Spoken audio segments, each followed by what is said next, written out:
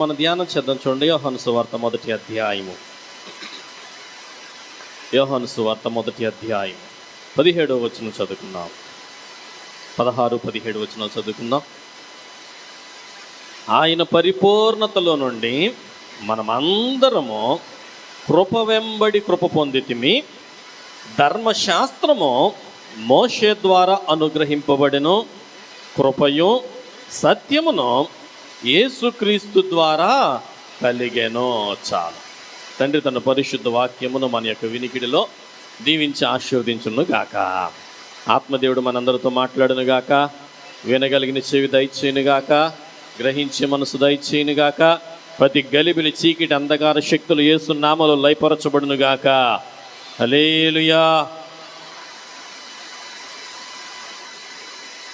యేసుక్రీస్తు ప్రభుల వారు ఇక్కడ తెలియచేస్తున్నటువంటి విషయము, ఇక్కడ యోహాను సువార్తలో మాట్లాడుతున్న మాటని ఇక్కడ మనం చదివితే అంటున్నాడు కదా, ధర్మశాస్త్రము మోషే ద్వారా అనుగ్రహింపబడెను, కృపయు సత్యమును యేసుక్రీస్తు ద్వారా కలిగెను. గత రాత్రి ధ్యానం చేశాం. మనం చేసే ఉపవాసాలు, మనం చేసే ధర్మకార్యాలు, మనం చేసే పుణ్యకార్యాలు ఏదైనా సరే మనకు మేలుకరంగా, మనకు ఉపయోగపడేలాగా ఉండాలి అంటే కావలసింది ఏమిటి? దేవుని యొక్క కృప. దేవుని యొక్క కృప మనకు తోడై ఉండాలి. దేవుని కృపను ఎవరైతే కోరుకుంటారో ఆత్మదేవుడు కూడా వారికి సహాయము చేస్తాడు అని గత రాత్రి మనము ధ్యానం చేసుకుని ఉన్నాం. ఇప్పుడు ఈ కృపను గురించి మాట్లాడుతూ ఉంటే, ధర్మశాస్త్రం అయితే మోషే ద్వారా అనుగ్రహించబడినది. ఈ కృప ఎవరి ద్వారా అనుగ్రహించబడింది? యేసుక్రీస్తు ప్రభుల ద్వారా. హల్లెలూయా. మీరు వింటున్నారంటే కొంచెం మాట్లాడుతూ ఉండాలనుకో, మీరు కాదు, నాతో మాట్లాడుతూ ఉంటే నేను త్వరగా నేను స్పీడ్గా ముందుకు వెళ్ళగలుగుతాను. ఆలస్యం కాకుండా కొంచెం రెస్పాండ్ అవుతూ ఉండండి. హల్లెలూయా. ధర్మశాస్త్రం మోషే ద్వారా అనుగ్రహించబడితే కృప ప్లస్ సత్యము. యేసుక్రీస్తు ప్రభుల వారు ఈ లోకంలోనికి వచ్చినప్పుడు ఒక చంటి పిల్లవాడు ఈ భూమి మీదకి రావటానికి తల్లి గర్భంలోంచి బయటికి వస్తున్నాడు అనుకోండి. బయటికి వచ్చేటప్పుడు చేతులన్నీ ఇలా ఓపెన్ చేసుకొని బయటకు వస్తాడా? ఎలా వస్తాడు? చేతులు ముడుచుకొని. చిన్నపిల్లలు కనుక ఆ చేతులు అలా ముడుచుకొని అనుకోండి, వాళ్ళ చేతులు విడిపించడం కొంచెం కష్టమే కదా. వాళ్ళు ఏళ్ళు ఓపెన్ చేయాలన్నా సరే వాళ్ళు కొంచెం బలవంతంగా దాన్ని ముడుచుకుంటూ ఉంటారు. పిల్లలు ఏం చేస్తూ ఉంటారంటే వాళ్ళ చేతులతో వాళ్ళు జుట్టు పట్టుకొని పీక్కుంటూ దాన్ని వాళ్ళు వదిలించుకోలేక వాళ్ళంతటా వాళ్ళు ఏడుస్తూ ఉంటారు. అంటే వాళ్ళు అంత బలముగా ఉంటుండే. యేసుక్రీస్తు ప్రభుల వారు కూడా ఈ లోకంలోనికి వచ్చినప్పుడు ఆయన చేతులోనంట ఏమేమి తీసుకొచ్చాడు అంటే, ఒక చేతిలోనేమో కృపను తీసుకొచ్చాడు, మరి ఒక చేతిలో సత్యాన్ని తీసుకొచ్చాడు.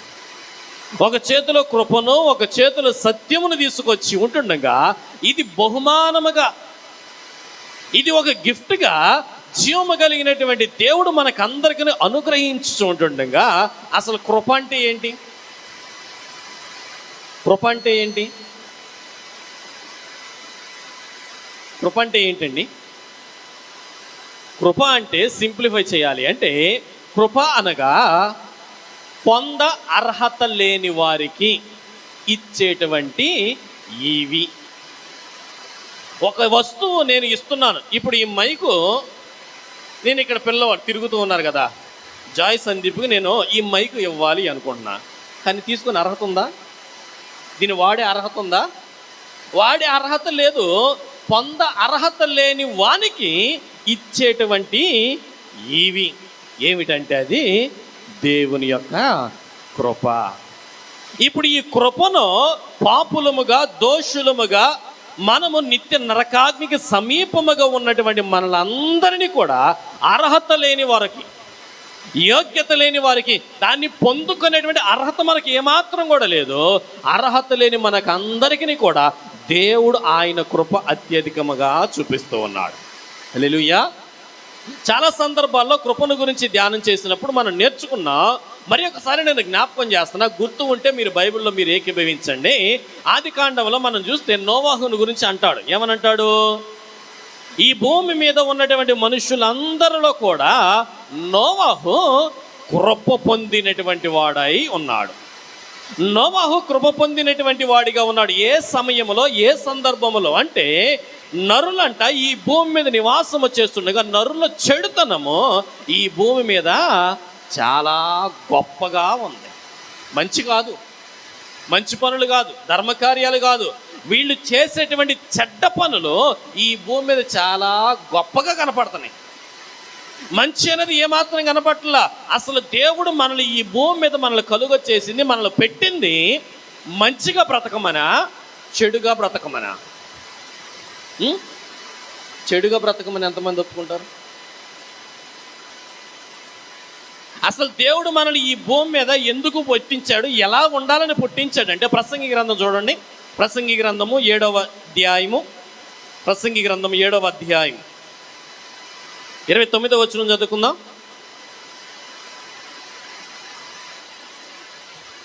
ఇది ఒకటి మాత్రము నేను కనుగొంటిని, ఏమనగా దేవుడు నరులను యథార్థవంతులనుగా పుట్టించెను గాని వారు వివిధమైన తంత్రములు కల్పించుకొని ఉన్నారు. దేవుడు ఎలా పుట్టించాడంట మనలను? యథార్థవంతులుగా దేవుడు పుట్టించాడు. కానీ మనం అనేక రకములైన తంత్రాలు గురించి చెప్పాలంటే ఈ చాలా తంత్రాలు ఉన్నాయి. అనేక మనిషికి ఒక తంత్రం, మనుషులు ఒక్కొక్క తంత్రాలు కలిగించుకొనొచ్చు. వారి యొక్క తంత్ర ప్రయోగాలతో ఈ భూమి మీద చెడును విస్తరింపజేస్తూ ఉన్నారు. యథార్థంగా ఉండట్లా, నీతిగా ఉండట్లా. కానీ నోవాహుని గురించి సాక్ష్యం ఇస్తున్నాడు కదా, అయ్యా ఈ భూమి మీద నీవే నా ఎదుట నీతిమంతుడుగా నీవు కనబడుతున్నావు. హల్లెలూయా. నీవే నా ఎదుట నీతిమంతుడుగా కనబడుతున్నావు అని దేవుడు కృపను పొందుకున్నటువంటి వ్యక్తిగా నోవాహును పరిశుద్ధ గ్రంథంలో మనం చూస్తూ ఉంటాం.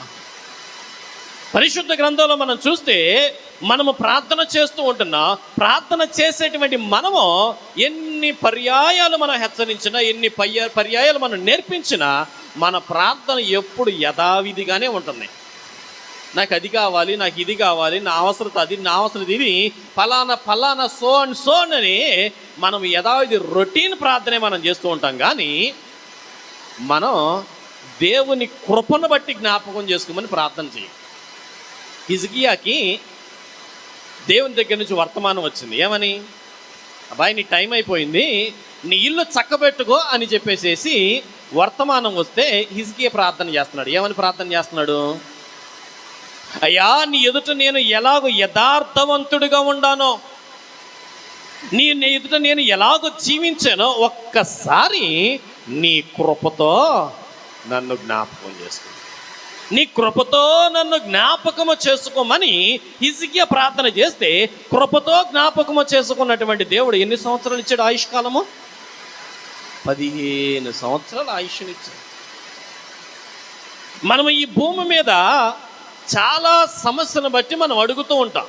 కొంతమంది అయ్యా నా కోరిక ఇది, అయ్యా నా కోరిక తీర్చయ్యా, నా కోరిక తీర్చయ్యా, కోరిక తీర్చయ్యా అని అడుగుతారు. దేవుడు కోరికలు తీరుస్తాడా? కోరికలు తీరుస్తాడా? మీరు కోరికలు, మీకు మన కోరికలు లేని వాళ్ళం ఎవ్వరూ లేవు, అందరికీ కోరికలు ఉన్నాయి. దేవుడు కోరికలు తీరుస్తాడా?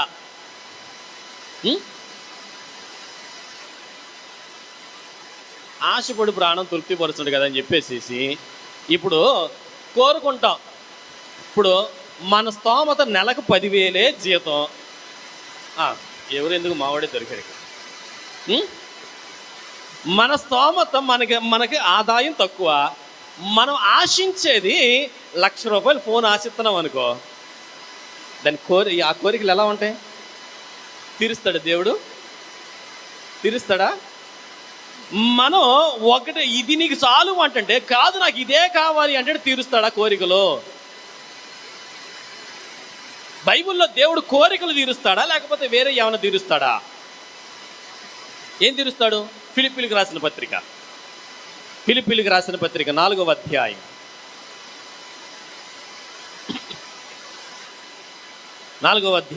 9వ వచనం చదువుకుందాం.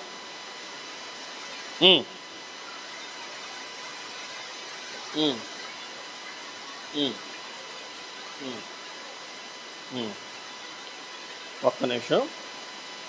క్రీస్తు యొక్క మహదైశ్వర్యములో మీ ప్రతి అవసరము కూడా తీర్చబడును అని ఉంటుంది.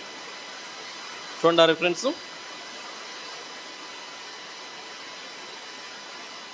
Okay, right.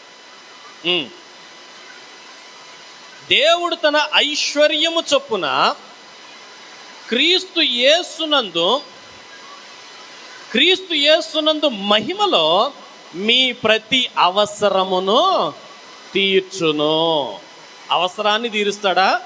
కోరికను తీరుస్తాడా? ఏం తీరుస్తాడు దేవుడు? హలో, మీ అవసరాన్ని తీరుస్తాడే కానీ నువ్వు కోరుకున్న ప్రతి కోరికను కూడా. గొంతెమ్మ కోరికలు కోరుకున్నాం కదా అని చెప్పేసి ప్రతి కోరికను తీర్చేస్తానంట్లా. అయ్యా, ఆశపడి ప్రాణం తృప్తిపరుస్తానన్నావు కదా, నేను గొంతెమ్మ కోరికలు కోరుకుంటున్నా, నా కోరిక తీర్చయ్యా అంటే కుదరదు. నీకు అది అవసరమా? నీకు అది అవసరమైతే క్రీస్తు యొక్క మహిమలో నీ ప్రతి అవసరము కూడా. నీ ఇంట్లో సరుకులు అవసరమా? అవసరాలు తీరుస్తాడు. నీ ఇంట్లో పలానా వస్తువు అవసరమా? అవసరాలు తీరుస్తాడు. అంతేగాని నీకు అవసరం లేదు, నేను కోరుకున్నాను కాబట్టి నా కోరిక తీర్చయ్యా, నేను ఆశపడుతున్నాను కాబట్టి నా ఆశను తృప్తిపరచయ్యా అంటే కుదరదు. మనం చేసేటువంటి ప్రార్థన అది దేవుని కృప పొందుకునేటట్లుగా, దేవుని కృప విడుదల చేయబడేటట్లుగా ఉండాలి. కానీ మనము కోరికలంట మితిమీరినట్లుగా కనబడకూడదు. దేవుని ఎదుట కనబడితే దేవుని కృప ఏమాత్రం కూడా రిలీజ్ అవ్వదు. నువ్వు దానికోసం 40 రోజులు ఉపవాసం ఉన్నా, నువ్వు ఎన్ని దినాలు ఉపవాసం ఉన్నా ఆ కోరికలు ఏమాత్రము కూడా నెరవేర్చబడవు. బైబిల్లో హన్న అడుగుతుంది, హన్న ప్రార్థన చేస్తుంది కదా. ఏమని ప్రార్థన చేస్తుంది హన్న? మొదటి సమూయేలు గ్రంథము 1వ అధ్యాయం 18వ వచనం చదవండి. సమూయేలు మొదటి గ్రంథం 1వ అధ్యాయం 18వ వచనం. నీ సేవకురాలనైన నేను నీ దృష్టికి కృప పొందుదును గాక. హల్లెలూయా. ఏం కావాలని కోరుకుంటుంది? ఆమె ఒక సమస్యతో వచ్చింది, అవసరంతో వచ్చింది. ఆమెకు పిల్లలు కావాలి. కుటుంబంలో తోడుకోడలు ఇద్దరు కూడా గొడవలు పడుతూ ఉన్నారు. ఎల్కానాకు 2 భార్యలు, హన్న, పెనిన్నాకేమో చక్కగా పిల్లలు పుట్టారు, అన్నీ అమర్చబడిని. ఇప్పుడు ఏమో మందిరానికి రావట్ల పెనిన్నా. హన్న మాత్రం ఎల్కానాతో ప్రతి సంవత్సరం కూడా మందిరానికి వస్తుంది. ప్రతి సంవత్సరం మందిరానికి వచ్చి ఆమె యొక్క అవసరాలను బట్టి ఆమె కుటుంబం కొరకు దేవుని సన్నిధిలో అర్పించాల్సిన బలులు అర్పిస్తూ ప్రతి ఏటా కూడా దేవుని మందిరానికి వస్తూ ఉంటుంటే, పెనిన్నలాగా చాలామంది నేడు క్రైస్తవ వ్యవస్థలో బ్రతుకుతూ ఉన్నారు. పెనిన్నలాగా మందిరానికి రానటువంటి వారు, పెనిన్నలాగా అవసరం తీరిపోయిన తర్వాత ఇక దేవుడు అంటే గుర్తుకు రానటువంటి వారు, పెనిన్న లాంటి వారు చాలామంది ఉన్నారు. అన్న మాత్రము తనకు సమస్య ఉన్నా, తనకు లోటు ఉన్నా సరే దేవుని దగ్గర పరిష్కారం కోసం ఈమె ప్రతి ఏటా కూడా దేవుని మందిరానికి వస్తూ ఉండేది. దేవుని మందిరానికి వస్తున్నటువంటి సమయంలో దేవుడి దగ్గర అడుగుతుంది కదా, నీ దృష్టికి నేను కృప పొందుదును గాక. నీ కృప ఉంటే చాలయ్యా, నా ప్రతి అవసరము కూడా తీరుస్తానంటున్నావు కాబట్టి నీ కృప నా బిడ్డలు కావాలా, నీ కృప నా కుటుంబ సమస్యలు తీరాలా, నీ కృప నా ఇంట్లో సమాధానం కావాలా, నీ కృప నా ఇంట్లో ఏం అవసరమో ఆ ప్రతి అవసరము కూడా నీ కృపను బట్టి పొందుకుంటానయ్యా అని హన్న అడుగుతుంది. నీ కృప ఉంటే, నీ కృప పొందుకుంటే నాకు చాలయ్యా. కృప పొందుకుంది. కృప పొందుకున్న తర్వాత అవసరం తీరిపోయిన తర్వాత మందిరం మానేసిందా? నేడు చాలామంది కూడా దేవుని దగ్గరికి వస్తారు. అయ్యా నాకు ఉద్యోగం కావాలయ్యా, అయ్యా నాకు వ్యాపారం కావాలయ్యా, అయ్యా నాకు పెళ్లి కావాలయ్యా, అయ్యా నాకు గర్భఫలం కావాలయ్యా, నానా అవసరాలతో దేవుని మందిరానికి వస్తారు, దేవుని దగ్గరికి వస్తారు. అవసరం తీరిపోయిన తర్వాత దేవుని దగ్గరికి వస్తున్నారా? ఉద్యోగం కావాలి, ఉద్యోగం చాలామంది దేవుని దగ్గర అడిగారు. ఉద్యోగం వచ్చిన తర్వాత మందిరానికి రండి అంటే ఉద్యోగంలో లీవ్ ఇవ్వట్లేదండి. ఉద్యోగంలో మాకు రెస్ట్ లేదు, మాకు పర్మిషన్ అనేది ఇవ్వట్లా. ఏదో బల్లారం దగ్గర మా మొహం చూపిస్తాం అంతేనా? మిగతా ఆదివారాలు మాకు లీవ్ దొరకట్లా, మాకు పర్మిషన్ దొరకట్లా, ఎన్నో రకమైన సాకులు. ఆ ఉద్యోగం దొరికేంతవరకు అయ్యా నాకు ఒక ఉద్యోగం ఇయ్యా, అయ్యా నాకు ఒక ఉద్యోగం ఇయ్యా. అవసరము తీరిపోయిన తర్వాత మాత్రం ఏముండదు. హన్నా మాత్రం అవసరము తీరిపోయిన తర్వాత కూడా ప్రతి ఏట దేవుని మందిరానికి వస్తూ ఉండేది. ప్రతి ఏట వాళ్ళు అర్పించవలసిన బలులు అర్పిస్తూ ఉండేది. పాలు తాగుతున్నటువంటి పిల్లోడిని తీసుకువచ్చేసి మందిరంలో విడిచిపెట్టేసేసి, అయ్యా నీవు దేవునికి ప్రతిష్ఠితుడవు, నీవు దేవుని సన్నిధిలో నువ్వు యాజకత్వం చేసుకుంటూ నీవు దేవుని మందిరంలో ఉండాలయ్యా అని బాలుడికి నేర్పించాల్సిన మాటలు నేర్పించేసి మందిరంలో విడిచిపెట్టేసేసింది. తర్వాత దేవుడు హన్నాని ఏమైనా విడిచిపెట్టాడా? ఎంతమందిని పుట్టారు అన్నకి తర్వాత 3 కొడుకులు 2 కూతుళ్ళు. ఆమె ఒక్కళ్ళ దేవునికి ఇస్తే దేవుడు ఆమెకి ఎన్ని ఇచ్చాడు? 1:5. 5గురినిచ్చి ఆమె సంతోషంగా ఇంట్లో కూర్చొని 5 పిల్లలతో ఆడుకోవచ్చు. ఇంట్లో కూర్చొని 5 పిల్లలతో ముచ్చటేసుకుంటూ ఉండొచ్చు. కానీ ఆమె దేవుని సన్నిధిలో ఈ 5 కూడా తీసుకొని వచ్చి దేవుని మందిరంలో బలులు అర్పించడానికి ఆమె ప్రతి ఏట కూడా దేవుని మందిరానికి వచ్చేదండి. స్తోత్రమా. ఈమె దేవుని సన్నిధిలో ఇలాగూ ప్రతిష్ఠించబడినటువంటి వ్యక్తి దేవుని సన్నిధిలో చిన్న ప్రాయము నుంచి దేవుని యొక్క స్వరమును వినేటువంటి వ్యక్తిగా, దేవుని యొక్క స్వరమును విని అనేకులకు ప్రజలకు ఉపయోగపడేటువంటి ప్రవక్తగా సమూయేలు ప్రవక్త వాడబడినట్లుగా పరిశుద్ధ గ్రంథంలో మనం చూస్తూ ఉన్నాం. హల్లెలూయా. ప్రవక్త అని మనము సబ్జెక్టులోనికి వస్తున్నాం. రాత్రి కూడా చెప్పను అని. ప్రవక్తను దేవుని యొక్క సన్నిధిలో దేవుని యొక్క స్వరము విని ఆ మాటలు ప్రవక్తించేటువంటి వ్యక్తిగా దేవుడు సమూయేలు ప్రవక్తను వాడుకున్నాడు. ఇప్పుడు ప్రవక్త అంటే ఎవరు ప్రవక్త?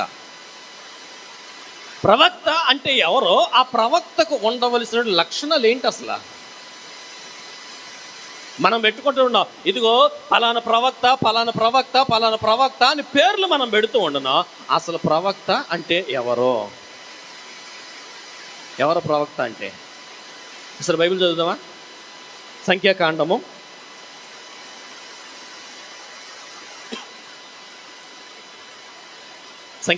11వ అధ్యాయం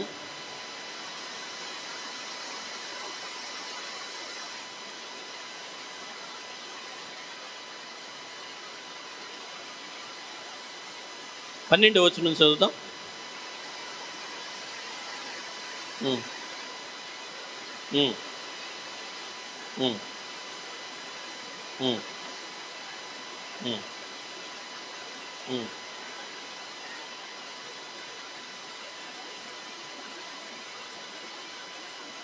ఒక్క నిమిషం.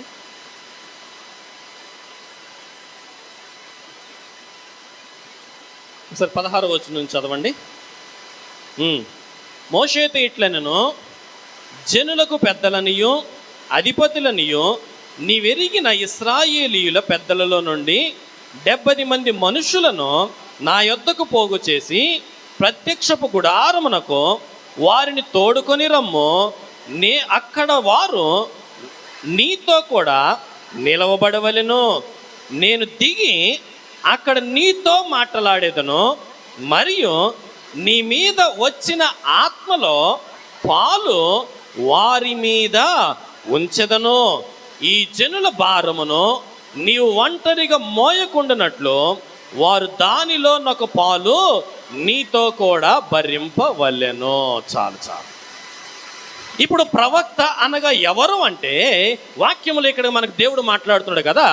ప్రవక్త అనగా దేవుని యొక్క ఆత్మతో నింపబడినటువంటి వాడు. హల్లెలూయా. దేవుని యొక్క ఆత్మతో నింపబడినటువంటి వాడు. దేవుని యొక్క ఆత్మ, నా ఆత్మ మీలో ఉండదు, నా ఆత్మ మీలో పని చేస్తుంది. నా ఆత్మ లేనివాడు నా వాడు కాడు అసలు. అంటే దేవుని యొక్క స్వరమును విని దేవుని యొక్క మాటలను అక్కడ దేవునికిని ప్రజలకును మధ్యవర్తిగా ఉండి ప్రజల యొక్క సమస్య ఏమిటో, ప్రజల యొక్క అక్కర ఏమిటో, ప్రజల దగ్గర ఉన్నటువంటి అన్ని కూడా తెలుసుకొని దేవుని దగ్గరకు వెళ్ళి దేవుని దగ్గర నుంచి సమాధానం పొందుకొని మరలా వచ్చి ప్రజల దగ్గరికి వినిపించేటువంటి వాడు దేవుని ఆత్మతో నడిపించబడేటువంటి ప్రవక్తగా ఉన్నాడు. అంటే దేవుని యొక్క ఆత్మలో పాలు భాగస్తుడయ్యేటువంటి వాడు, దేవుని ఆత్మలో పాలు పొందుకునేటువంటి వాడు. ఇప్పుడు దేవుని ఆత్మలో పాలు పొందుకున్నటువంటి వాడు ఒక్కడే అనేక మంది, లక్షల మంది ప్రజలకు న్యాయము తీర్చాలంటే ఒక్కడి వల్ల అయిద్దా? ఒక్కడి వల్ల అయిద్దా? ఒక్కడి వల్ల కావట్లా. ఇప్పుడు ఇక్కడ ఇంతమంది కూర్చున్నాం, 70-80 మంది కూర్చున్నాం. ఈ 70-80 మందికి ఒక్కళ్ళే కూర్చొని ప్రార్థన చేయాలంటే సాధ్యమైద్దా? మీరు 70-80 మంది పాస్టర్ గారు అక్కడ గుమ్మం దగ్గర నుంచి ఉంటే పాస్టర్ గారి దగ్గర వరుసనే లైన్ కట్టి ఈ 78 మంది మా వంతు వచ్చేంత వరకు కూడా మేము అక్కడే లైన్లో నుంచి ఉంటామని చెప్పేసి ఓపికతో ఉంటారా? అబ్బో అక్కడ పెద్ద లైన్ ఉంది, జుట్టు జనం కమ్మేసేసారు, అయ్యగారి దగ్గరికి వెళ్ళన్నా మేము సింపుల్గా ప్రార్థన చేసుకొని వెళ్ళిపోతాం. ఎవరో ఒకళ్ళు చేశారు కదా చాలే అని చెప్పేసి అటు ఏదో ఒక సునాయాసనమైన మార్గం చూపించుకుని ఉంటాం. ఇప్పుడు దేవుడు కూడా మోషేతో అన్నాడు, మోషే నీవు నా ఆత్మతో నింపబడినటువంటి వాడవు, నా ఆత్మలో పాలు పొందుకొని నా యొక్క మాటలు ప్రజలకు తెలియజేస్తున్నా. ఓకే, ఈ భారం నీ ఒక్కడ మీదే కాదు, నువ్వు నా మాటలు తెలియజేస్తూ ఉంటుంటే అభిషేకించబడిన వాళ్ళు చాలామంది ఉన్నారు, ప్రతిష్ఠించబడిన వాళ్ళు చాలామంది ఉన్నారు, కానీ వాళ్ళు ఈ భారం ఏం కలిగి ఉండట్లా, ఈ బాధ్యతలు ఏం వారికి తెలియట్లా, దేవుని యొక్క మాట ఏంటో దేవుని యొక్క విలువ ఏమిటో వారికి తెలియట్లేదు. కాబట్టి వాళ్ళు కూడా భారం కలిగి నడుచుకోవాలి, వాళ్ళు కూడా బాధ్యత కలిగి నడుచుకోవాలి. అంటే నీవు వారికి బాధ్యతలు అప్పచెప్పాలి. అంటే నీతో పాటు ఒక 70 మందిని తీసుకురా. నీతో పాటు ఒక 70 మందిని తీసుకువస్తే ఇప్పుడు నా ఆత్మ నీలో సంపూర్ణంగా ఉన్నది. నీలో ఉన్నటువంటి ఆత్మలో ఒక పాలు నీతో పాటు వచ్చే 70 మందికి కూడా నేను అనుగ్రహిస్తా. హల్లెలూయా. అంటే అక్కడ ఏర్పాటు చేయబడినటువంటి అభిషక్తులకు, అక్కడ ఏర్పాటు చేయబడినటువంటి అక్కడ సిద్ధపరచబడిన ప్రతిష్ఠితులకు వారు కూడా దేవుని యొక్క ఆత్మలో మోషేతో పాటు కూడా పాలు పొందుకునేటువంటి అవకాశాన్ని దేవుడు వారికి ఇస్తాను అని దేవుడు మాట్లాడుతున్నాడు. ఇస్తాను అని మాట్లాడుతూ ఉంటుంటే వాక్యంలో చదువుకుందాం. చూడండి ఒకసారి 23వ వచనం నుంచి కూడా చదవండి. 23వ వచనం నుంచి కూడా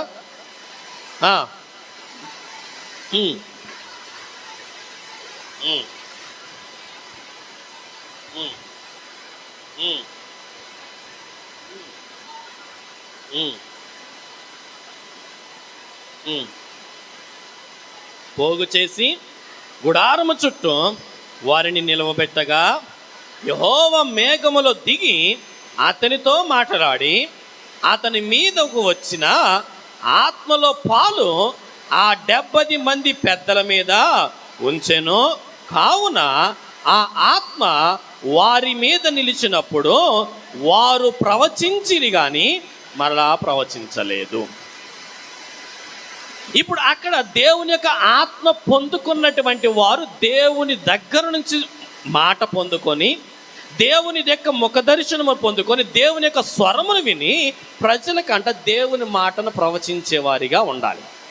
అంటే ప్రవక్తలు అయినటువంటి వారు ఎవరు ప్రవక్తలు అంటే దేవుని దగ్గర నుంచి మాటను పొందుకొని ప్రజలకు తెలియచేసేటువంటి వారు ప్రవక్తలుగా నిలబడుతున్నారు. ఇప్పుడు మోషే ప్రతిరోజు కూడా దేవుని మాట వింటున్నాడు, ప్రతిరోజు దేవుని స్వరాన్ని ప్రజలకు వెల్లడి చేస్తున్నాడు, ప్రతిరోజు దేవుని యొక్క వర్తమానం ప్రజలకు ప్రకటిస్తూ ఉంటుండగా ఈ 70 మంది కూడా మోషే ఎవరినైతే సిద్ధపరిచాడో ఆ సిద్ధపరిచిన వారందరూ కూడా వారు కూడా ప్రవచించడం మొదలుపెట్టారు. ప్రవచించడం మొదలుపెట్టినప్పుడు అక్కడ కిందకి మీరు చదువుకోండి, అక్కడ 70 మందితో పాటు కూడా ఇంకొంతమంది ప్రవచించడం మొదలుపెట్టారంట.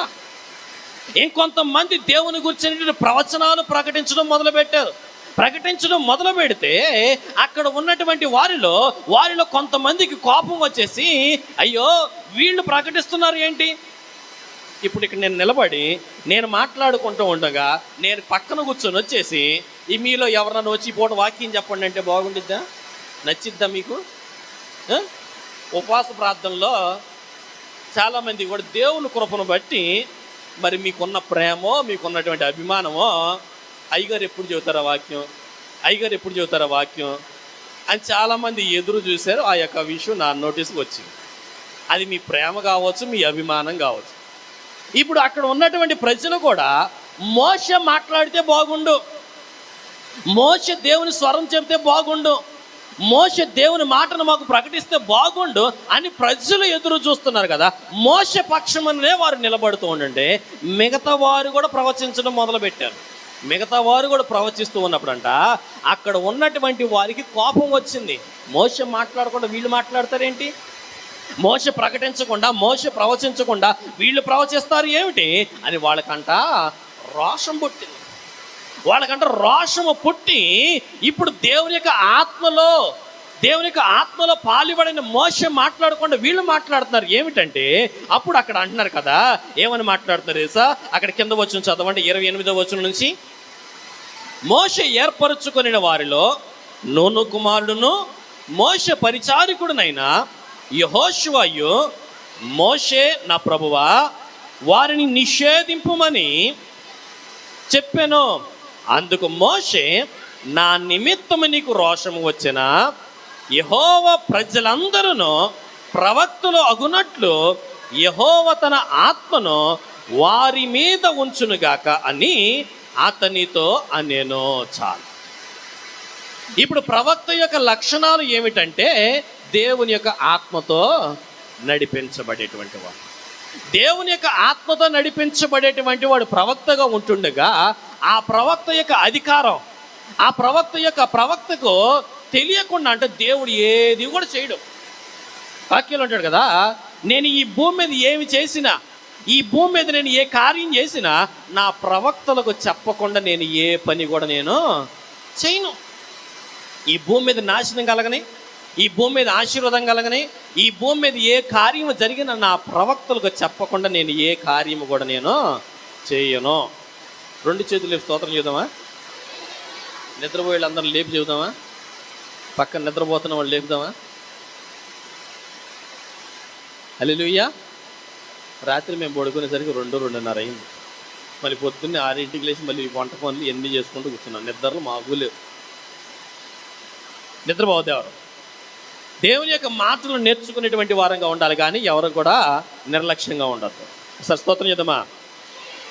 నా ప్రవక్తకు చెప్పకుండా నేను ఏ పని కూడా నేను చెయ్యను అని దేవుడు వాక్యములో అంటున్నా. ఆమోసు గ్రంథంలో చూడండి ఒకసారి. ఆమోసు గ్రంథం 3వ అధ్యాయం 7వ వచనం.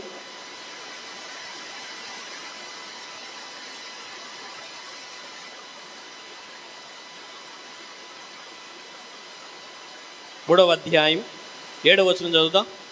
దొరికిందా ఆమోసు గ్రంథం? అసలు తన సేవకులైనటువంటి ప్రవక్తలకు తాను సంకల్పించినటువంటి దానిని బయలుపరచకుండా ప్రభువైన యెహోవా ఏమియో చేయడు. ఈ భూమి మీద ఏమి చేసినా సరే తన ప్రవక్తలకు బయలుపరచకుండా దేవుడు ఏమి కూడా చేయడు అని చెబుతున్నాడు కదా. మరి ఈ భూమి మీద చాలా జరుగుతుంది. దేవుడు చెప్పి చేస్తాడా, చెప్పకుండా చేస్తాడా? చెప్పిన అనుభవాలు ఎన్ని ఉన్నాయి మీ దగ్గర? చెప్పినటువంటి అనుభవాలు, ఈ భూమి మీద జరుగుతున్నటువంటి అనుభవాలు దేవుడు చెప్పిని ఎన్ని మీ నోటీసులో ఉన్నాయి? ఒకటి చెప్పండి ఉదాహరణకి.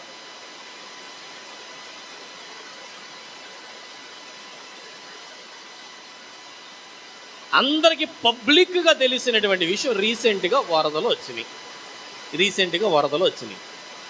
వరదలు వచ్చినటువంటి విషయం దేవుడు చెప్పినటువంటి మాట మీకు ఎంతమందికి గుర్తుంది?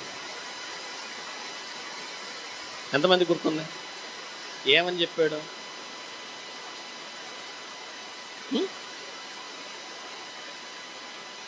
ప్రవాహంలో కొట్టుకో, అది ఓకే. ఇంకా దేవుడు చెప్పాడు, ఇదిగో వరదలు రాబోతున్నాయి, మొత్తం మునిగిపోబోతుంది అని దేవుడు పలికాడు. ఆ విషయాన్ని మనకు తెలియజేశాడు.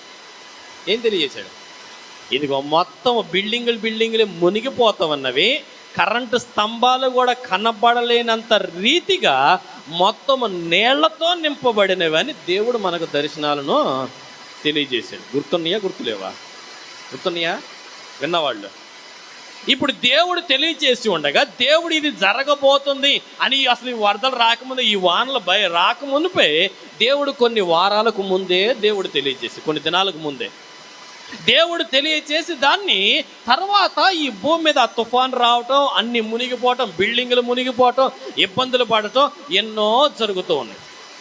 ఇప్పుడు ఈ విషయాలను చాలామంది మేము ప్రవక్తలు అని చెప్పుకుంటూ ఉన్నారు. మేము ప్రవచిస్తున్నాం అని చెప్పుకుంటూ ఉన్నారు. ఇప్పుడు దేవుడు ఏమన్నాడు ఇక్కడ? నేను చేయబోవు దానను నా ప్రవక్తకు చెప్పకుండా నేను ఏమి కూడా నేను చెయ్యను. మరి ఎంతమంది ప్రవచించారు? మన మధ్య కొన్ని సమస్యలు రాబోతున్నాయి. బడా టీవీలో పెద్ద పెద్దోళ్ళు మరి ప్రవచిస్తూ ఉన్నారు, ప్రవక్తలు చెప్పుకుంటూ ఉన్నారు. మరి ఎంతమంది ప్రవక్తలు ప్రవచించారు? నా ప్రవక్తకి చెప్పకుండా నేను ఏమి కూడా చేయను అంటున్నాడు. ఆ ప్రవక్త దాన్ని రిలీజ్ చేస్తే, ఆ ప్రవక్త దాన్ని పలికితే అది జరుగుతుంది అని ఆయనకి శక్తి అక్కడ వాడబడుతుంది అని దేవుడు వాక్యంలో మాట్లాడుతున్నాడు. ఇప్పుడు ప్రవక్తకి చెప్పకుండా ఎందుకు వచ్చినాయి వరదలు? ప్రవక్తలు అని చెప్పుకుంటున్నారు. మరి చాలామంది వారు ప్రవచించలేదు కదా. ప్రవచించకుండా ఎందుకు వచ్చినాయి? ప్రవచించకుండా ఎందుకు ఇవన్నీ జరిగినాయి? ఎందుకు జరిగినాయి? నా ప్రవక్తకు చెప్పకుండా ఏమి కూడా జరగదు అని దేవుడు మాట్లాడుతూ ఉన్నాడు. ఇప్పుడు అక్కడ మోషే గారు పలుకుతూ ఉన్నాడు కదా, అయ్యా ఈ 70 మందిని పోగేసావు, ఈ 70 మంది అందరు నీ దగ్గరికి వచ్చారు, నీ ఆత్మలో పాలిభాగస్తులు అవుతున్నారు. ఇప్పుడు నీ ఆత్మలో పాలిభాగస్తులు అవుతున్నటువంటి వీరు ఇప్పుడు ఈ భూమి మీద ప్రస్తుతము కూడా మేము ప్రవక్తలం అని చెప్పుకోవడానికి గల కారణం ఏమిటో తెలుసా? మేము ప్రవచించేటువంటి వారు చెప్పుకోవడానికి గల కారణం ఏమిటో తెలుసా? ఇందాక చదువుకున్నాను కదా వాక్యంలో. ఏమని చదువుకున్నావు? మోషే ఏం చెప్పాడంటే అక్కడ ఏమని పలికాడు? అక్కడ మోషే ఉందా? పేజీ ఉందా? మూసేసారా? అందరూ కూడా యెహోవాకు ప్రవక్తలు అవుతారు. అంటే ఈ భూమి మీద ఉన్నటువంటి ఒక్కళ్ళే అవుతారనలా. ఈ 70 మందితో పాటు ఇంకా మిగతా వాళ్ళు కూడా ప్రవచిస్తూ ఉన్నారయ్యా. వీళ్ళు ఎందుకు ప్రవచిస్తున్నారు? వీళ్ళు ప్రవచించడానికి వీల్లేదు. ప్రవచిస్తున్నటువంటి వారిని పాళెములో నుంచి వెలుపలకు తోసివేయండి అని చెప్పేసి అక్కడ ఉన్న వాళ్ళకి రోషం వస్తే, నా మీద ప్రేమ ఉండటం మంచిదే, నా మీద అభిమానం ఉండటం మంచిదే, అలా అని చెప్పేసి వాళ్ళని పాళెంలోంచి తోలివేయమంటానికి, వాళ్ళని వారిని గెంటేయమంటానికి మనకు సరిపోం కదా. అసలు ఇప్పుడు పలుకుతున్నా కదా, ఈ భూమి మీద ఉన్నటువంటి అందరూ కూడా యెహోవాకు ప్రవక్తలు అగుదురు. ఈ భూమి మీద నివసిస్తున్నటువంటి వారందరూ కూడా యెహోవాకు ప్రవక్తలు అగుదురు అని చెప్పేసి అంటున్నాడు. ఇప్పుడు ప్రవక్తలు అని చెప్పేసి పలుకుతారు అని అన్నాడు. ఎలా గుర్తుపట్టాలి వాళ్ళని? ఎలా గుర్తుపట్టాలి? ఎలా గుర్తుపట్టాలండి? ఈ భూమి మీద అందరూ కూడా ప్రవక్తలు అంటున్నారు. అసలు ప్రవక్త అంటే ఎవరు అంటే దేవుని యొక్క ఆత్మలో పాలిభాగస్తులు అయ్యేటువంటి వారు. ఇప్పుడు దేవుని ఆత్మలో పాలిభాగస్తులు అయ్యేటువంటి వారు అని చెప్పుకొని ఉంటుండగా, ఆత్మలో పాలిభాగస్తులు అయ్యి ఆత్మతో నడిపించబడిన వారు, ఆత్మ దేవుని యొక్క స్వరమును విని ఆత్మ దేవుని యొక్క మాటలు ప్రకటించేవారు అని అంటున్నారు. ఇప్పుడు ఎలా గుర్తుపట్టాలి వాళ్ళని? దేవుడు ఏం చెప్పాడు? ఎలా గుర్తుపట్టాలి ఏమిటి అని చెప్పేసి వాక్యంలో మనం చదివితే అక్కడ 12వ అధ్యాయంలో ఒకసారి చదువుకుందాం. చూడండి, 12వ అధ్యాయం 6వ వచనం. నా మాటలు వినుడి, మీలో ప్రవక్త ఉండిన ఎడల యెహోవానగు నేను దర్శనము ఇచ్చి అతడు నన్ను తెలుసుకొనున్నట్లు కలలో అతనితో నేను మాట్లాడుదును. నా సేవకుడైన మోషే అట్టివాడు కాడు, అతడు నా ఇల్లంతటిలో నమ్మకమైన వాడు. నేను గోడ భావములతో కాదు, దర్శనమిచ్చి ముఖాముఖిగా అతనితో నేను మాట్లాడుదును. చాలు. హల్లెలూయా. ఎలా గుర్తుపట్టాలి అంటే ఆ ప్రవక్తలైనటువంటి వారు. ఇప్పుడు చాలామంది చెప్తున్నారు లోకంలో, చాలామంది కూడా నీ మీద నాకు అది కనిపించింది, నీ మీద నాకు ఫలాంది కనిపించింది, నీ మీద నాకు ఫలాంది రాత్రి నీ మీద నాకు కల వచ్చింది, నీకేదో అయిపోతుందని, నువ్వేదో అయిపోతున్నావని నాకు రాత్రి కనిపించింది అని చాలామంది చెప్పేవారు చాలామంది ఉన్నారు ఈ భూమి మీద. వాళ్ళు దేవుని ఆత్మతో నడిపించబడుతున్నారా లేదా? అది దేవుని యొక్క చిత్తమా కాదా? దేవుడు చెప్పినది ఇప్పుడు మనుషులు కల్పించుకొని మాట్లాడుతున్నారా, లేకపోతే దేవుడు చెప్పినట్లుగా ఇది జరుగుతుందా జరగదా అని గ్రహించేటువంటి మనమంట దేవుని ఆత్మతో నడిపించబడుతున్న మనము, మన గురించి ప్రవచిస్తున్న వారు, మన గురించి మాట్లాడుతున్నటువంటి వారు, మన గురించి వెల్లడి చేస్తున్నటువంటి వారు, వారు నిజంగా దేవునితో సహవాసం ఉన్నవారా కాదా? వారు నిజంగా దేవుని ఆత్మతో నింపబడిన వారా కాదా? వారికి చూపించినటువంటి దర్శనము నిజమా కాదా? ఇప్పుడు ప్రవక్తలైనటువంటి వారిని అన్నాడు కదా, నేను వాళ్ళకి దర్శనం ఇస్తా, నేను వారితో అవసరమైతే వారితో నేను ముఖాముఖిగా మాట్లాడతాను.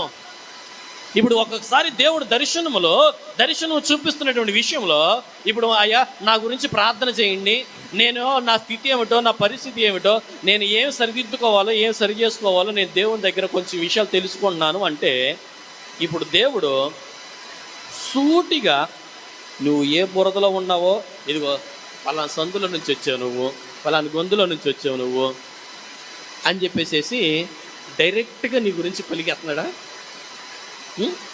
డైరెక్ట్గా నీ గురించి చూపించేస్తున్నాడా?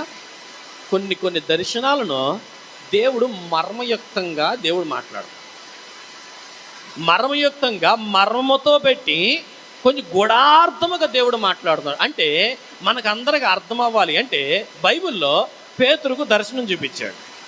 పేతురుకి ఏమని దర్శనం చూపించాడు?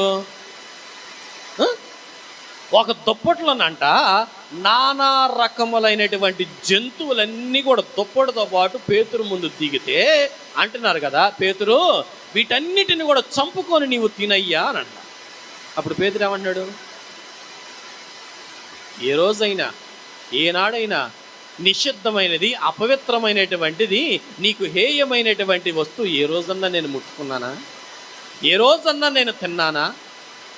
పంది నిషిద్ధం అన్నావు, ఏ రోజన్నా పందిని తిన్నానా? నీకు నిషిద్ధమైనటువంటిది ఏదన్నా నేను ఎప్పుడన్నా భుజించానా అంటే దేవుడు అన్నాడు కదా, అప్పుడు అక్కడ తినవలసినటువంటి వస్తువులు కాదు, పేతురు ఇక్కడ భౌతికంగా కనబడుతున్న ఆకారాలను బట్టి మాట్లాడుతుంది, కానీ దేవుడు అక్కడ దర్శనం చూపిస్తున్నాడు కదా. ఇక్కడ మనుషులైనటువంటి వారు నానా రకముల స్వభావములు కలిగినటువంటి వారు ఉన్నారు.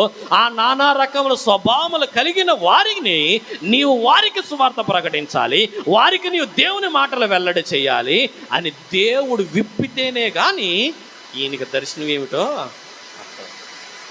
ఇప్పుడు పాస్టర్ గారికి దర్శనం వస్తాం, మీ అందరి ముందే పాస్టర్ గారిని అడుగుతున్నాను. ఇప్పుడు దేవుడు ఒక మర్మంతో చెప్పాడు అనుకో, అది దేవుడు విప్పకుండా మనకు అర్థమైద్దా? అది దేవుడు అర్థం చేస్తేనే కానీ దాని యొక్క అర్థం ఏమిటో, ఈ దర్శనం చెప్పాడంటే దీనికి అర్థం ఏమిటో, దానికి అర్థం ఏమిటో దేవుడు విప్పితేనే కానీ అర్థమవుతుంది. కానీ మనంతటా మన జ్ఞానంతో అర్థం చేసుకోవాలంటే మనకి ఏమాత్రం కూడా అర్థం. ఇప్పుడు ప్రవక్తను మనము గుర్తుపట్టాలి అంటే వీరు దేవుని యొక్క దర్శనమును పొందుకొని దేవుని యొక్కతో ముఖాముఖిగా మాట్లాడేటువంటి అనుభవంతో వీరు ఉన్నారా లేదా అని గ్రహించేటువంటి వారముగా. ఇప్పుడు మోషే పలికాడు, అయ్యా ఇదిగో భూమి మీద ఉన్న ప్రజలందరూ కూడా ప్రవక్తలుగా ఉంటారు, ఈ ప్రవక్తలుగా వీరందరూ కూడా ఉంటారు అంటే మోషే పలికినటువంటి మాటలను బట్టి, మోషే ప్రవచించిన ప్రవచనం బట్టి దేవుడు ఏమన్నాడు, నా ప్రవక్తకు తెలియకుండా నేను ఏది కూడా చేయనే అంటే. మోషే ప్రవక్త కాబట్టి ప్రవక్త పలికింది జరిగింది కదా. మోషే ప్రవక్త కాబట్టి మోషే చెప్పింది చెప్పినట్లుగా జరగాలి కాబట్టి ఆ ప్రవక్త పలికాడు, ఇది అవునంటే అవును, ఇది జరుగును అంటే జరుగును, ఇప్పుడు జరుగునుగా కానీ ప్రకటించాడు. కాబట్టి నేడు చాలామంది కూడా ప్రవక్తలు అనేటువంటి వారు ఈ భూమి మీద పుట్టుకొస్తున్నటువంటి వారు ఇప్పుడు అందరూ ప్రవక్తలుగానే ఉంటారు. ఈ భూమి మీద ప్రతి ఒక్కరు ప్రవక్తలుగానే ఉంటారు. అంటే ఆ ప్రవక్తలైనటువంటి వారు ఎవరెవరు ప్రవక్తలుగా ఉంటారయ్యా, ఎవరెవరు ప్రవక్తలుగా పిలువబడతారు అని చెప్పేసి నేను అడుగుతూ ఉంటుంటే యోవేలు గారు దానికి వివరణ ఇస్తున్నాడు కదా. ఏమని వివరణ ఇస్తున్నాడు యోవేలు గ్రంథంలో? యోవేలు గ్రంథం చూడండి, యోవేలు గ్రంథం 2వ అధ్యాయం 28వ వచనం చదవండి. సర్వజనుల మీద, ఎవరి మీద అంట? మోషేనే ప్రజలందరూ ప్రవక్తలు అయిపోతారు అంటే ఇక్కడ యోవేలు గారు అన్నాడు కదా, సర్వజనుల మీద నా ఆత్మను నేను కుమ్మరింతును. ఎవరో ఇప్పుడు ఎంతమంది ఉన్నారు మీ కొడుకులు ఇక్కడ? ఎవరంట? మీ కొడుకులు మీ కూతుళ్ళు ప్రవచనాలు చెబుతారు, మీ ముసలివారు కలలు కంటారు, మీ యవనస్తులు దర్శనాలు చూస్తారు. ఆ దినములలో నేను పనివారి మీదను పనికత్తెల మీదను నా ఆత్మను కుమ్మరింతును. ఆకాశమందును భూమి యందును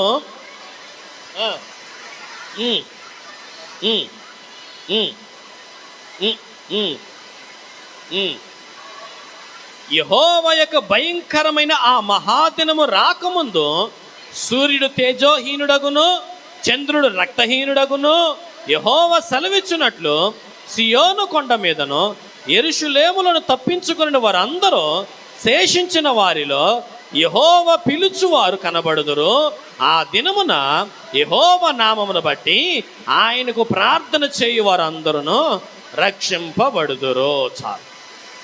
మోషేనేమో ఈ భూమి మీద ఉన్న వాళ్ళందరూ కూడా ప్రవక్తలుగా పిలువబడతారు. అంటే ఇక్కడ వివరణ ఇస్తున్నాడు కదా యోవేలు గారు, అయ్యా ఈ భూమి మీద చాలామంది ఉన్నారు. ఈ హిందువులే కానీ, ముస్లింలే కానీ, క్రిస్టియన్సే కానీ, అనేక మంది, అనేక కులాలు, అనేక మతాలు, అనేక జాతుల వారు ఈ భూమి మీద ఉన్నారు. ఉన్నటువంటి వారందరూ కూడా మోషే మాటను బట్టి ప్రవక్తలుగా పిలువబడుతున్నారు. పిలువబడుతున్న వారు ఎవరనగా మీ కొడుకులే, మీ కూతుళ్ళే, మీ ముసలోళ్ళే, మీ ఇంట్లో మీ యవనస్తులే. వీళ్ళు ఏం చేస్తున్నారు తెలుసా? దర్శనాలను చూస్తున్నారు, ప్రవచనాలను చెబుతున్నారు, దేవుని యొక్క మాటలను వీళ్ళు ప్రకటిస్తూ ఉన్నారు. ఇప్పుడు ఈ దర్శనములు చూస్తూ ప్రవక్త కంటే కొంచెం తక్కువ స్టేజ్లో, ప్రవక్త కంటే కొంచెం తక్కువ వారిగా, ఈ దర్శనములు చూసేటువంటి వారిగా, ఈ స్వప్నములు చూసేటువంటి వారిగా, ఈ కళలను కనేటువంటి వారిగా దేవుని యొక్క ఆత్మతో వీరు నడిపించబడుతుంటే ప్రవక్త యొక్క ఒరిజినల్ క్వాలిటీ ఏమిటో తెలుసా? ప్రవక్త యొక్క ఒరిజినల్ క్వాలిటీ ఏమిటంటే అక్కడ ఏం జరుగుతుందో, అక్కడ స్థితి ఏమిటో, అక్కడ పరిస్థితి ఏమిటో, అక్కడ ఉన్నది ఉన్నట్లుగా ప్రకటించేటువంటి క్యాపబిలిటీ కలిగినటువంటి వాడే ప్రవక్త. హల్లెలూయా. అక్కడ ఏం జరుగుతుందో, అక్కడ ఏమి పరిస్థితులు ఉన్నావో, అక్కడ వాతావరణం ఏమిటో, అక్కడ మనుషుల పద్ధతులు ఏమిటో, ఏం జరగబోతుందో, ఏమి రాబోతుందో అన్నిటిని కూడా చూసి ప్రకటించే క్యాపబిలిటీ కలిగిన వాడు. దానికి వివరణగా మనం చూసినట్టయితే ఇర్మియాతో దేవుడు మాట్లాడుతున్నాడు కదా, ఇర్మియా నీ యొక్క భుజము మీద, నీ యొక్క మెడ మీద నీవు కాడిని మోసుకొని నువ్వు వెళ్ళు, నీవు కాడిని మోసుకొని వెళ్ళి నా ప్రజలతో నువ్వు ఇలాగ ప్రకటించు. ఏమని ప్రకటిస్తావంటే, ఇదిగో బబులోను రాజు రాబోతున్నాడు, బబులోను రాజు వచ్చి ఈ దేశంలో, ఈ ప్రపంచంలో ఉన్నటువంటి అన్ని దేశాల యొక్క రాజులను ఆయన యొక్క కాడి కింద పెట్టుకుంటాడు. ఆయన కాడి కిందకు ఎవరైతే నేను వెళ్ళనో, ఆ దేశంలో దాసులుగా కానీ, ఆ దేశంలో బానిసలుగా కానీ ఎవరైతే నేను వెళ్ళను అంటారో వారందరిని కూడా చిత్రహింసలు చేసి ఆయన కాడి కింద ఉంచుకుంటాడంట. రెఫరెన్స్ కావాలా? ఇర్మియా గ్రంథం 27వ అధ్యాయం, ఇర్మియా గ్రంథం 27వ అధ్యాయం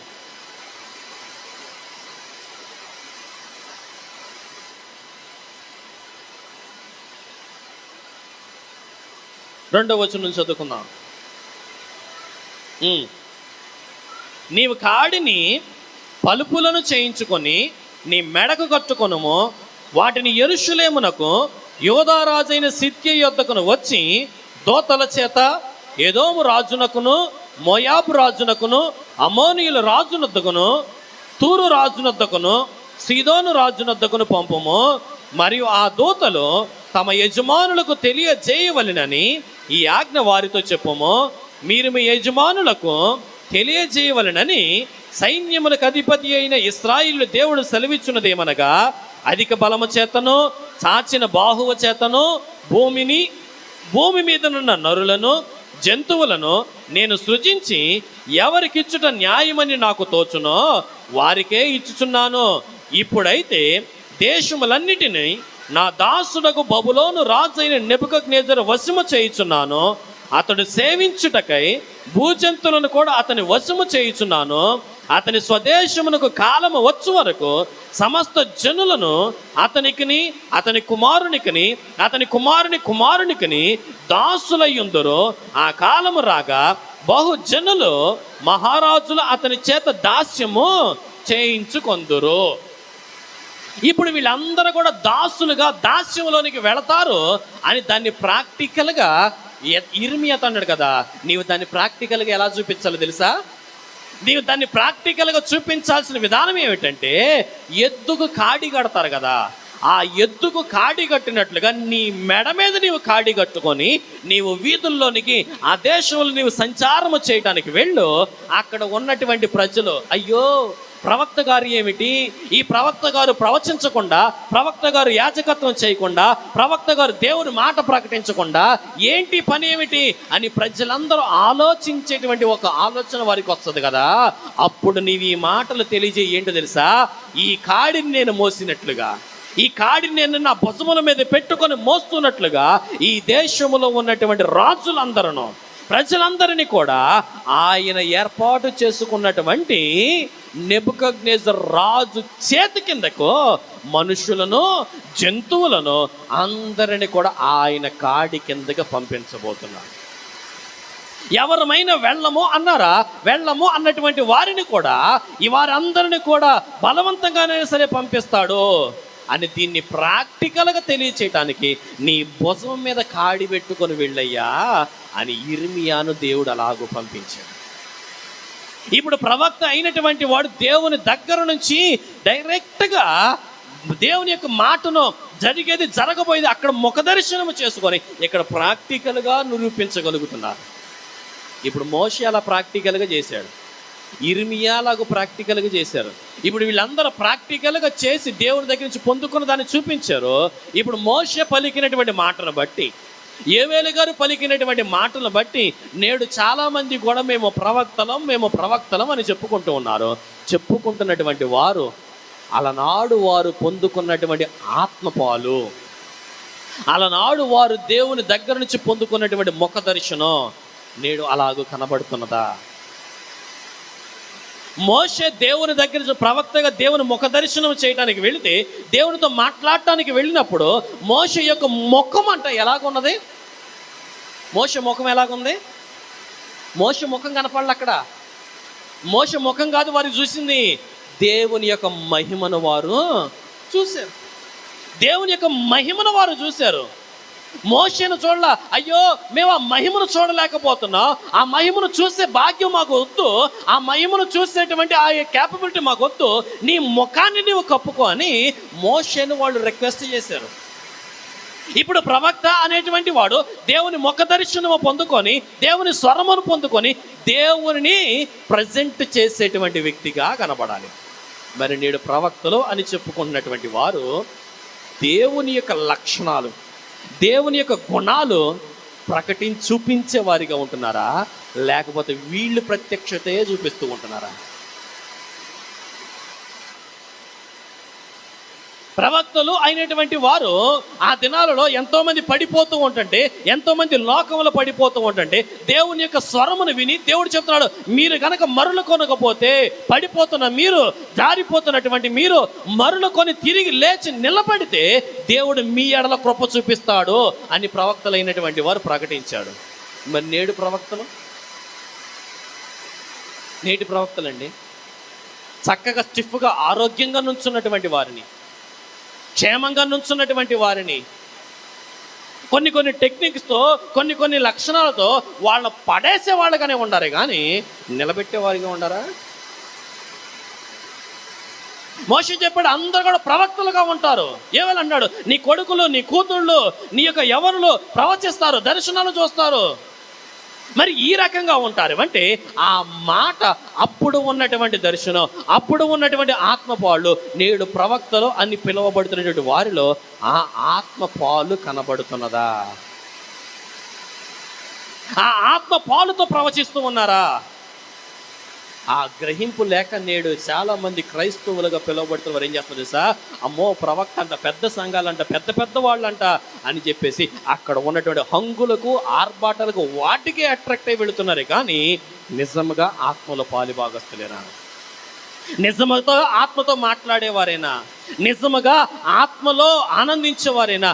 నిజముగా దేవునిని చూపించేటువంటి వారేనా అనే గ్రహింపు లేక చాలామంది పరుగులు అటు ఇటు, ఒక్క చాట నిలకడత్వం లేకుండా అటు ఇటు పరుగులు తీస్తూ ఉన్నారు. ప్రవక్త అయినటువంటి వారు దేవుని చూపించేవారుగా ఉంటారు, దేవుని మహిమను చూపించేవారిగా ఉంటారు, దేవుని యొక్క లక్షణాలు, దేవుని పోలికలు చూపించేటువంటి వారిగా ఉంటారు.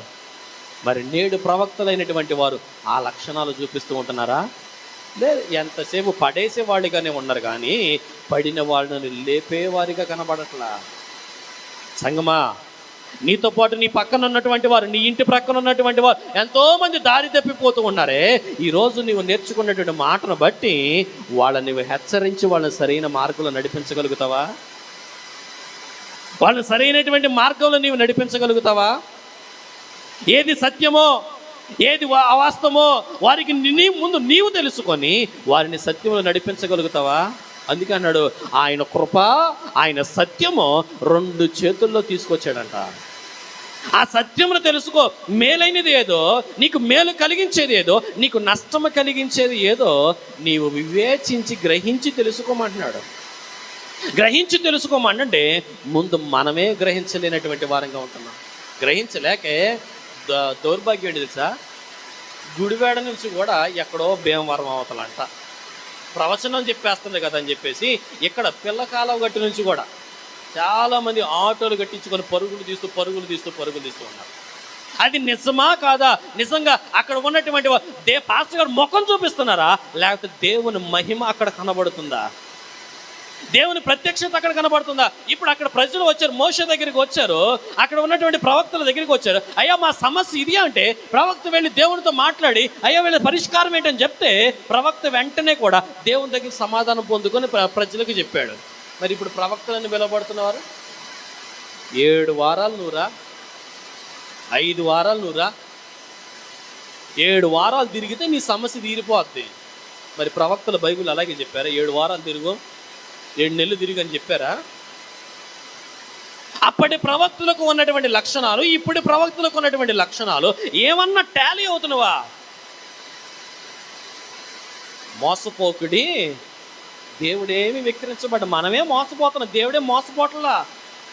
మనమే మోసపోతున్నంట దేవుని నామమును అవమానపరిచేటువంటి వారముగా, దేవుని నామను సిగ్గుపరిచే వారంగా మనం ఉంటున్నాం.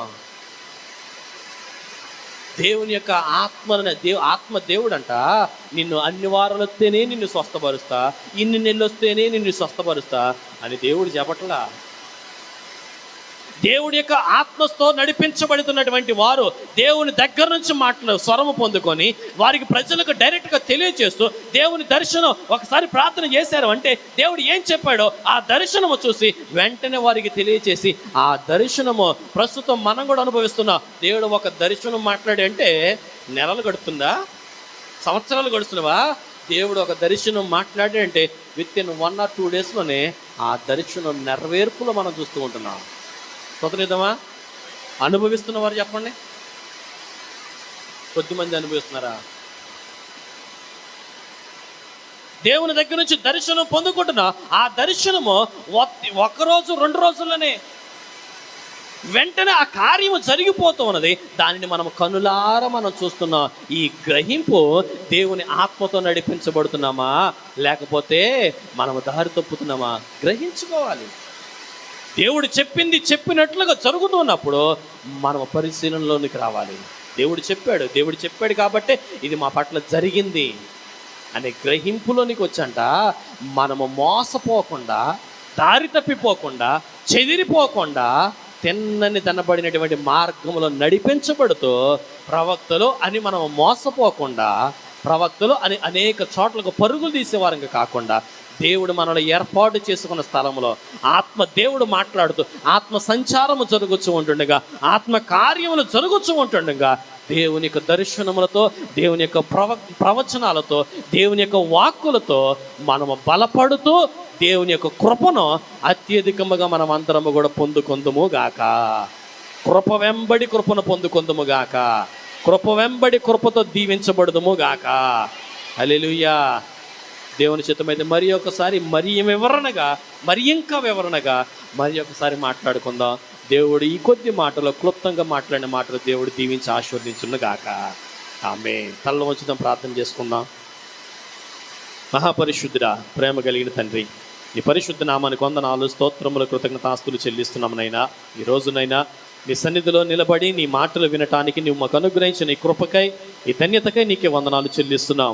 మమ్మల్ని ప్రేమించినైనా నీ కృపను, నీ సత్యమును మా కొరకు ఈ లోకంలోనికి తీసుకొచ్చినటువంటి దేవా, నీ కృపలో మాకు మేలుకరమైనది ఏదో, నీ కృపలో మాకు నష్టము కలిగించి ఏదోనైనా గ్రహించుకునేటువంటినైనా జ్ఞానమును వివేకాత్మలను ప్రభువా మీరు మాకు సమృద్ధిగా మీరు అనుగ్రహించి నీవు మాకునైనా నీ ఆత్మలో పాలును మాకు దయచేస్తూ అలనాడు మోషే దగ్గర 70 మంది ఆత్మలో ఎలాగో పాలిభాగస్తులయ్యారో ఈరోజు నీ సన్నిధిలోనైనా నీ సన్నిధిలో నీ యొక్క దర్శనంతో నీ ఆత్మలో మేమును పాలిభాగస్తులం అవుతుండగా ప్రభువా నీవు మాట్లాడుతూ ఉంటుండగా నీ స్వరమును తెలియచేస్తూ ఉంటుండగానైనా అయ్యా తండ్రి వారు తండ్రి మోషే నీ ముఖ దర్శనము పొందుకొని నీ వారి మధ్యకు వచ్చినప్పుడు ప్రభువా అయ్యా నీ యొక్క మహిమను చూడలేక తొట్టిల్లిపోయిన వారిగా ఉన్నారు. అయ్యా నేడు నీవు మాతో మాట్లాడుతూ ఉంటుండగా నీ దర్శనం మాకు తెలియచేస్తూ ఉంటుండగా నీ ప్రవచనములు మాకు తెలియచేస్తూ ఉంటుండగానైనా అయ్యా విని కూడా గ్రహించలేక విని కూడా వాటిని గైకొనలేక విని కూడా వాటిని నేను లక్ష్యపెట్టలేక తొట్టిల్లిపోయే వారంగా అనేకులము ఉంటున్నాము ప్రభువా. అలాగూ తొట్టిల్లిపోయేటువంటి స్థితిలో ఎవరు ఉన్ననో దయతో క్షమించి మన్నించి తొట్టిల్లిపోకుండా స్థిరముగా బలపరచబడి కృపను స్థిరముగా నాటబడేటువంటి భాగ్యమును నాకును మాకును కూడిచిన ప్రతి ఒక్కరికి కూడా అటు ధన్యతను అనుగ్రహించి ఈ లోకంలో అల్పకాల పాప భోగముల వైపు నడిపిస్తున్నటువంటి అనేకమైనటువంటి అబద్ధ బోధల వైపు అబద్ధ క్రీస్తు యొక్క బోధల వైపు చూడకుండానైనా అయ్యా సత్యమును ఎరిగి సత్య మార్గంలో నడిపించబడే జ్ఞానమును నేటి క్రైస్తవ వ్యవస్థ కూడా సంపూర్ణంగా మీరు అనుగ్రహించి ప్రవక్తలు ఎవరు ప్రవక్త లక్షణాలు ఏమిటో ప్రభువా ఎలా గ్రహించగలో వారు ఆత్మతో నడిపించబడుతున్నారు లేదో అయా గ్రహించేటువంటి వివేకాత్మలతోనైనా అయా క్రైస్తవ వ్యవస్థను మీరే మార్చి మీరు నడిపించి బలపరిచి నీ సాక్షులుగా నిత్య రాజ్య వారసులుగా బలపరచమని యేసు నామములో అడుగుచున్నాము తండ్రి, ఆమేన్. హల్లెలూయా. లేచి నిలబడదాం. లేచి నిలబడ పాట పాడుచు ఉంటుండగా